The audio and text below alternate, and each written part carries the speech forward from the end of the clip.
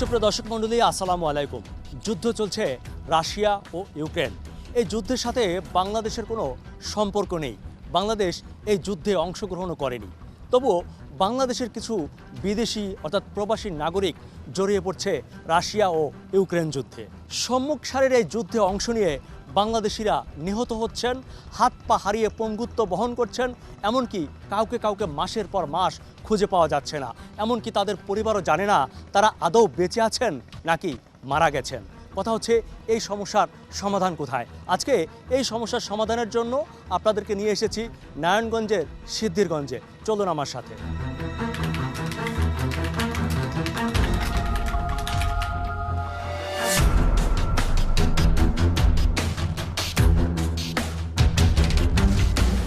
Russia Ukraine যুদ্ধ পেরিয়ে গেছে বেশ কয়েক বছর। প্রতিদিন গোলাগুলি, ট্যাঙ্কের গর্জন, ধ্বংসস্তূপ এজন্য এখানকার প্রতিদিনের দৃশ্য। তবে এই রণক্ষেত্রে শুধু রাশিয়া ও ইউক্রেনের সেনারা নয়, অংশ নিচ্ছেন পৃথিবীর বিভিন্ন দেশ থেকে আসা ভাড়াটে যোদ্ধারা। তাদের মধ্যে রয়েছে বেশ কয়েকজন বাংলাদেশি যুবকও। My name is Sohel. I come from to Bangladesh. Ukraine বাহিনী খুবই খারাপ। ওরা ছোট ছোট ড্রোন নিয়ে এসে তথ্য নেয়। তবে আলহামদুলিল্লাহ আমি আমার গ্রুপের মধ্যে, আমরা 200 জন লোকের মধ্যে সবচেয়ে 1 নম্বর স্নাইপার আমি হয়েছি, যেটাকে আমাকে সরকারও পুরস্কৃত ঘোষণা করছে। হ্যাঁ, এই দেখেন সেই ড্রোনগুলা। এই যে এটার মধ্যে ওরা বমটা রাখে, এই রাইখা এটা এরকম থাকে। আমরা ওই সুইচটা হাফ হাওয়া দিছি, গুলি করে পড়ে গেছে সুইচটা, যে এই কিনার দেওয়া ছিল সুইচটা। আমি সবসময় ভাব পাইতে থাকি, একটা ড্রোন আসলেই সেটাতে গুলি করি, অগণ্ডল গুলি করি, মানে সেকেন্ডের মধ্যে মনে করেন যে ড্রোনটা পড়ে যায়। Optical brighter, photo catalyst, active granule সমৃদ্ধ বসুন্ধরা পাওয়ার ওয়াশ, ঝলমলে কাপড়ে ফুরফুরে মন। সামাজিক যোগাযোগ মাধ্যমে সম্প্রতি এক বাংলাদেশি যুবকের রাশিয়ার হয়ে যুদ্ধ করার ছবি ও ভিডিও প্রকাশ পায়, যেখানে দেখা যায় রাশিয়ার সৈন্যদের পোশাক পরে অস্ত্র হাতে যুদ্ধ করছেন বাংলাদেশি যুবক। যুদ্ধক্ষেত্র থেকে দিচ্ছেন একের পর এক ভয়ঙ্কর সব ভিডিও।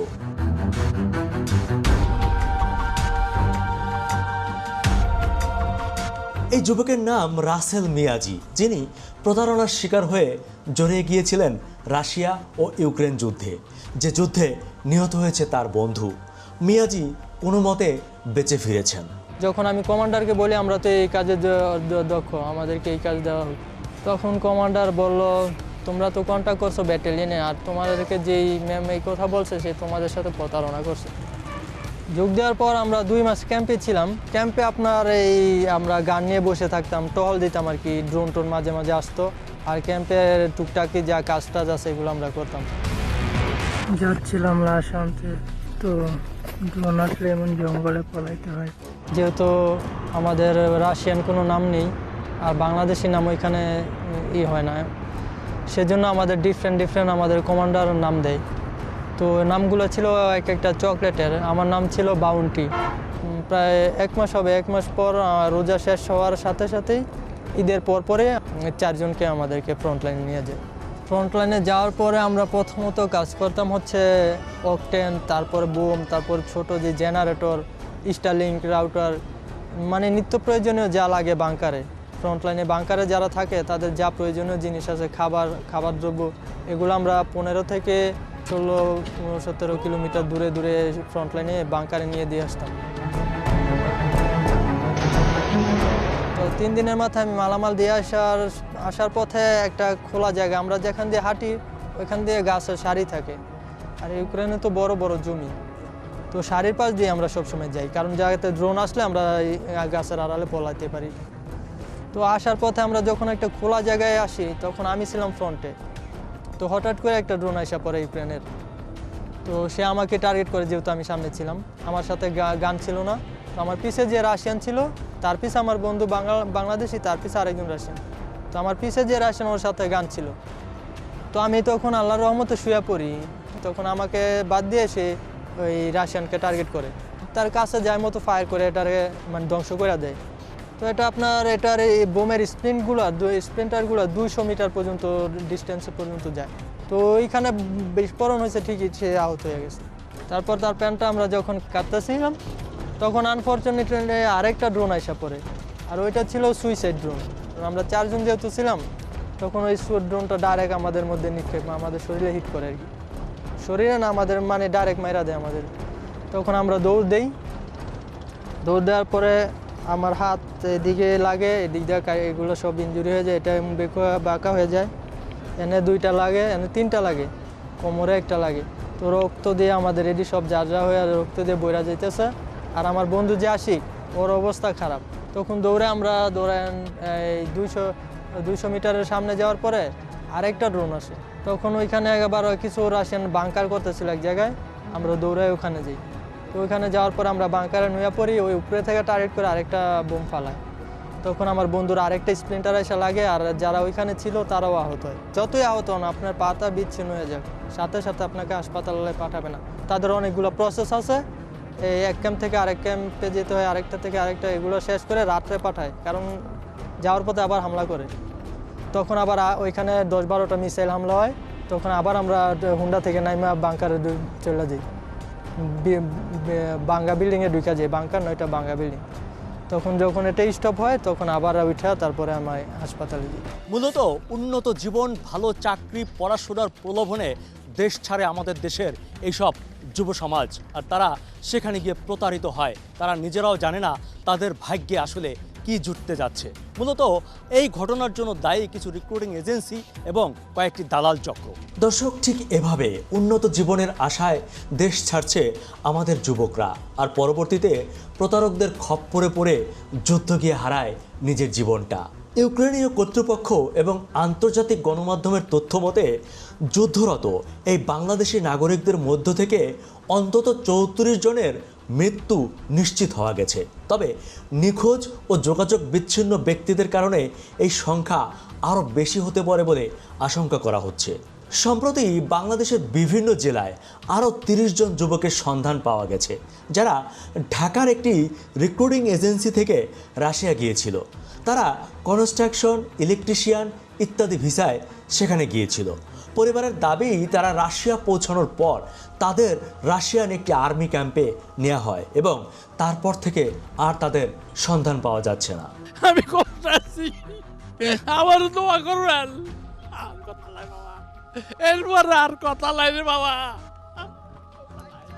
এরপর আর কথা নাই আমার বাবার, আমার বাবার আর কথা নাই। কি আছে, কোথায় আছে আমি জানি না বাবা। আমি মাননীয় প্রধানমন্ত্রীর কাছে সবই নয় অনুরোধ বাবা, আমার ছেলেটাকে বিরতা নিয়ে দেখ।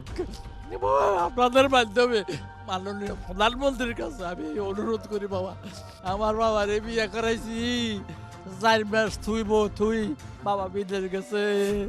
আমার বউটার কি এখন, আমার সংসারে কি ভাইব বাবা রে, আমি চিন্তা আছে আমার বাবা কোথায়, কি বাবা আছে, আমার বাবা কোথায়, আমার বাবা কি বাবা আছে আমি জানি না।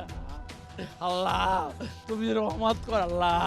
নারায়ণগঞ্জের সিদ্ধিরগঞ্জে গিয়ে মিলল এমন 4টি পরিবারের সন্ধান, যাদের পরিবারের একজন করে সদস্য রাশিয়ায় গিয়ে পৌঁছানোর পর আর কোনো খোঁজ খবর পাওয়া যায়নি।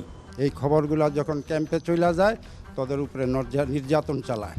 এর ভিতরে ট্রেনিংয়ের সময় আমার ছেলের হাঁটু খুব সম্ভব ভাঙিয়া গেছে, আমার ছেলের ছবি আছে। এখন আমি আপনাদের মাধ্যমে সরকারের কাছে আবেদন করতে চাই, মাননীয় প্রধানমন্ত্রীর দৃষ্টি আকর্ষণ করি। আমি আমার ছেলেকে জীবিত অবস্থায় আমি ফেরত চাই। মোট 30 জন ছেলে, এর মধ্যে আবার খবর আসছে যে আজকে 12-13 জন ড্রোনে মারা গেছে, যারা আহত হয়েছে তারা বলছে। এখন আমার ছেলে জীবিত আছে না মরে গেছে আমি বলতে পারবো না। এখন আমি প্রধানমন্ত্রীর কাছে দৃষ্টি আকর্ষণ করছি, আমার ছেলেকে আমি ফেরত চাই। আদনানের সাথে সর্বশেষ আপনার কি কথা হয়েছে?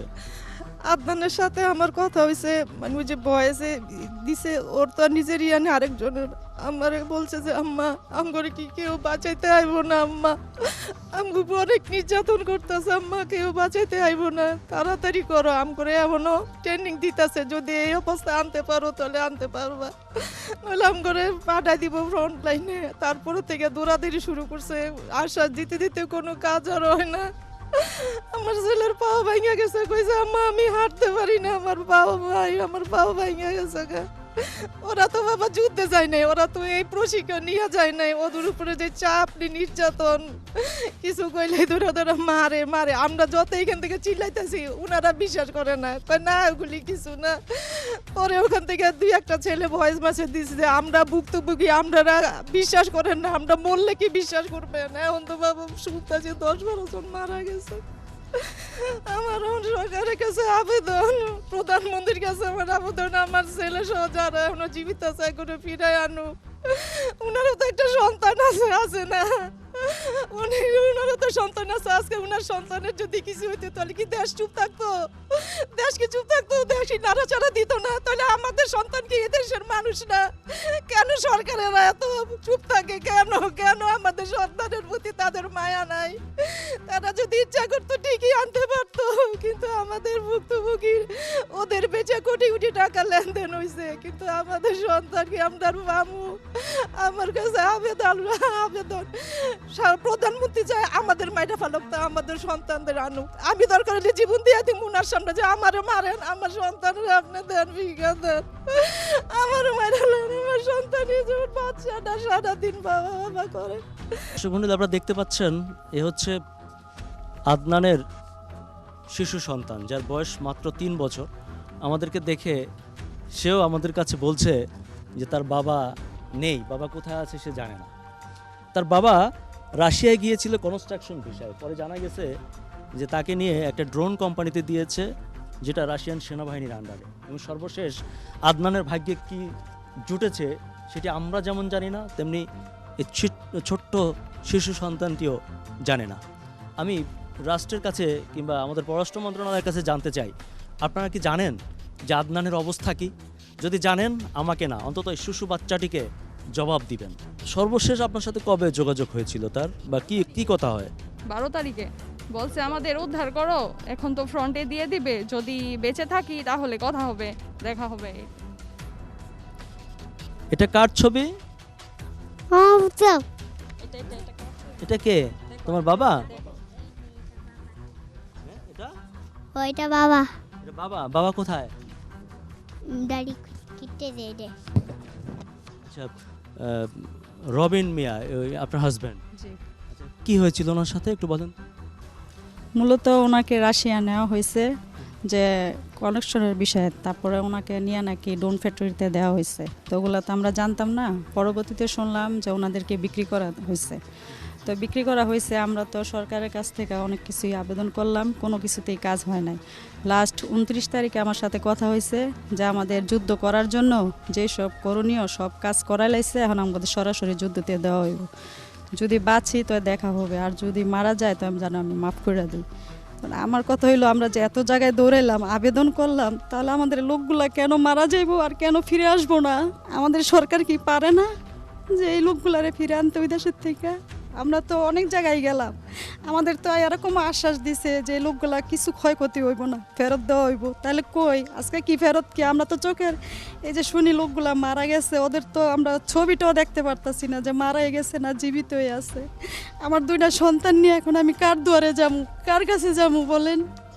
আমার মেয়েটা প্রতিদিন জিজ্ঞাসা করে বাবা ফোন দেয় না মা, আমার ছেলেটা জিজ্ঞেস করে বাবা কখন আসবো, বাবা কখন আসবো। আমার তো উত্তর দেওয়ার মতো মুখ নাই, আমি তো তাদেরকে বলতেও পারি না যে ওর বাবা বেঁচে আছে না মারা গেছে।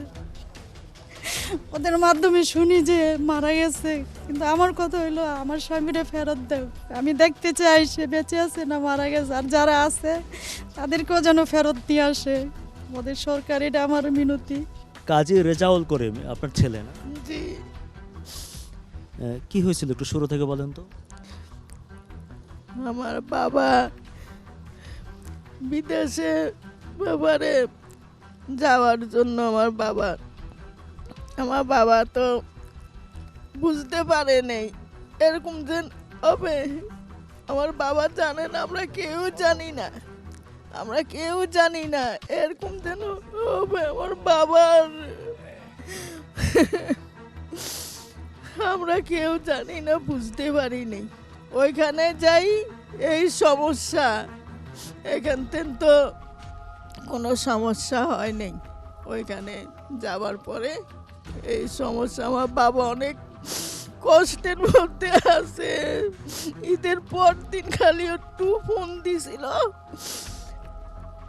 তারপরে যাই বলতে আম্মা আমি অনেক কষ্টের মধ্যে বিপদের মধ্যে আছি, আমার জন্য দোয়া করবেন, একটু কথা বলছে। তারপর ওরা মোবাইলটা হাতেতে নিয়ে গেছে, আম্মা আমার গাড়িতে উঠাইতে আছে, লই যাইতে আছে।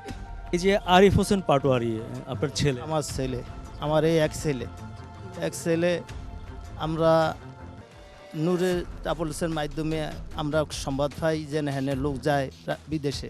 আমি আগে জাপানে ট্রেনিং দেখাইছি মিরপুর থেকে, হ্যাঁ টাকা মাইরে আমার ছেলের টাকা ওই যে সিকিউরিটি টাকাটা কইছে ওনারা দেখাইব, ওনার ঘরে আমরা 7 লাখ টাকা দিতাম বলে 26 লাখ টাকা দেখাইব।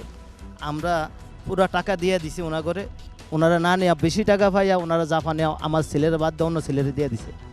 হের পরের থেকে আমরা আর আমার ছেলে যাইতে পারে না, আমরা জায়গায় আমরা চাইতে আছি ইউরোপে কোনো লোক বৈধভাবে দিতে পারি কিনা। এই লাস্টে রাশিয়া পাইলাম, রাশিয়া পাওয়ানোর পরে আমরা রাশিয়া আমরা করে দিছি ইলেকট্রিক কাজে। আমার ছেলে ইলেকট্রিক কাজ জানে, ছেলের ইলেকট্রিক কাজে দিছি, ইন্টারভিউ লইছে ইলেকট্রিক কাজের, ট্রেনিংও দিছে ইলেকট্রিক কাজের। ওই রাশিয়া যেন 7 তারিখে গেছে, 7 তারিখে গিয়েও হেন ইলেকট্রিক কাজে সিরিয়ালে দেওয়া হয়েছে, করছে হেন গিয়া কইছে ডোন কোম্পানিতে। এখন আমরা 7 তারিখে যাওয়ার পর এটা 11 তারিখ পর্যন্ত 12 তারিখ পর্যন্ত আমগুলো কথা হয়েছে ছেলের সাথে। ছেলে বলছে বাবা আমরা এই যে কাজের উদ্দেশ্যে রনিয়া যাইতে আসছে আমগুলো লিখে দোয়া করেন, আমরা আবার সচেতন হইয়া যেন আপনাদের সাথে কথা হইতে হবে। এই যে বাবাই গেছে, এই যাওয়ান এই পর্যন্ত কথা বল যাওয়ানো গেলে একটু কইছে বাবা কোরবান দিবেন, জীবনে কোরবান কোনোদিন মিস দেন না, কোরবান দেবেন। আমি কইলে আপনি গরু কিনবেন, আমার গরু দেখাইবেন।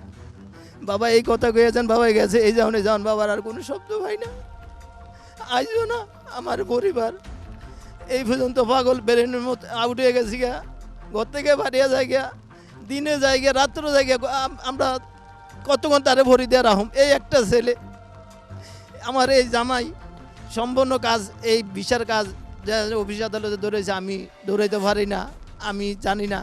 এই জামাই থেকে বাকিটা না, আমি আপনার মাধ্যমে মাননীয় প্রধানমন্ত্রীর কাছে আকুল আবেদন, জীবিত অথবা মৃত আমাদের ছেলে 30টা ফ্যামিলি আমাদের বুকে, 30 ফ্যামিলির বুকে যেন ফিরিয়ে দেয়, আমাদের এই আবেদন আপনার কাছে। বিভিন্ন মানবাধিকার সংগঠন যেমন 40 রাইটস এবং ট্রুথ হাউন্ডস গবেষণায় শনাক্ত করা হয়েছে যে অন্তত 100 জনেরও বেশি বাংলাদেশি নাগরিককে প্রতারণার মাধ্যমে রাশিয়া নিয়ে যাওয়া হয় এবং তাদের জোরপূর্বক বা ভুল বুঝিয়ে যুদ্ধের সম্মুখ সারিতে পাঠানো হয়। কাজ দেবার নাম করে কারা বাংলাদেশি যুবকদের রাশিয়া যুদ্ধে পাঠাচ্ছে তা ইতোমধ্যে তদন্ত শুরু করেছে ক্রাইম ইনভেস্টিগেশন ডিপার্টমেন্ট, সিআইডি। আমাদের সিআইডির একটা ডেডিকেটেড টিম কিন্তু এরকম কাজ করছে। আমরা কিছু ডিটেক্ট করে ফেলেছি, অলরেডি অ্যারেস্টও আছে। আমরা খুবই এই ব্যাপারে আমরা অত্যন্ত কমিটেড যে কোনোভাবে আমরা এগুলোকে ছাড় দেবো না বিন্দুমাত্র। কথায় আছে সাবধানের মায়ের নাই, অর্থাৎ আমাদের সব ক্ষেত্রে সাবধান থাকতে হবে। বাংলাদেশের মানুষ এখন সবচেয়ে বেশি প্রতারিত হচ্ছে বিদেশ যেতে গিয়ে, তাই সরকারকে এ ব্যাপারে আইনের কঠোর প্রয়োগ ও বাস্তবায়ন করতে হবে। পাশাপাশি আমাদের সবাইকেই সাবধান থাকতে হবে এবং সাবধান হলেই এই সমস্যার সমাধান সম্ভব। দর্শক মণ্ডলী, আপনার চোখ কান খোলা রাখুন। আপনার চোখেও যদি এমন কিছু পড়ে তাহলে চাইলে আমাদের মাধ্যমে আপনিও সমাধান খুঁজতে পারেন। আর সেজন্য স্ক্রিনে দেখানো এই নাম্বারে কিংবা এই ফেসবুক পেজের মাধ্যমে আপনিও যোগাযোগ করতে পারেন আমাদের সাথে।